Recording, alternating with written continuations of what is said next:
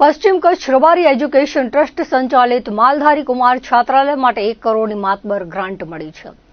અબડાસા ધારાસભ્યના પ્રયાસોથી સરકારમાંથી શિક્ષણ કાર્ય માટે માતબર રકમની ગ્રાન્ટ મળતા સમસ્ત રબારી સમાજ દ્વારા ધારાસભ્ય પ્રદ્યુમનસિંહ જાડેજાની કચ્છી પાક પહેરાવી વિશિષ્ટ સન્માન કરાયું હતું અને આભારની લાગણી વ્યક્ત કરવામાં આવી હતી।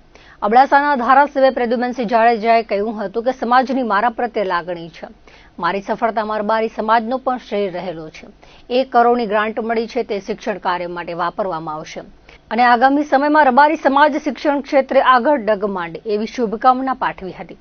સૌના સહિયારા પ્રયાસથી પશ્ચિમ કચ્છમાં વિકાસ કામો થઈ શક્યા છે, જેમાં રબારી સમાજનો પણ સહયોગ રહેલો છે।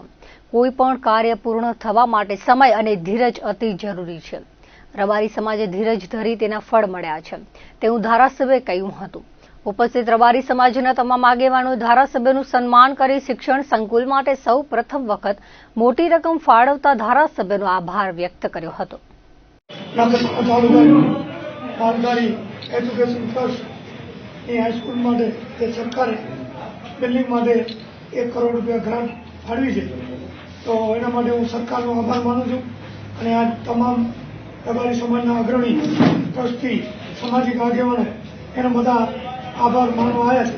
પણ આનો આભાર માનવા ન હોય, સરકારની ફરજ છે આ બધા કામ કરવા, કાયદેસરના જે જરૂરતમંદ જે ખૂટતી કરી છે આપણા તાલુકામાં એ તમામ સમાજ માટે આપણા પૂરેપૂરા પ્રયત્ન કરીએ છીએ।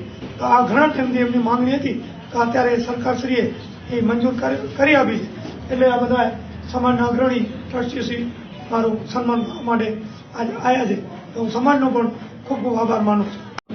પશ્ચિમ કચ્છ રબારી એજ્યુકેશન ટ્રસ્ટ અને રબારી માધ્યમિક શાળા જેમના માટે બિલ્ડિંગ માટે સરકારશ્રી અને પ્રદ્યુમનસિંહ બાપુ એમના પ્રયાસોથી જે 1 કરોડ જેવી માતબર રકમ જ્યારે આ સંસ્થાને જ્યારે ફાળવી છે, ત્યારે રબારી સમાજ અને આ સંસ્થા વતી હું એમનો ખૂબ ખૂબ હૃદયપૂર્વક આભાર માનું છું।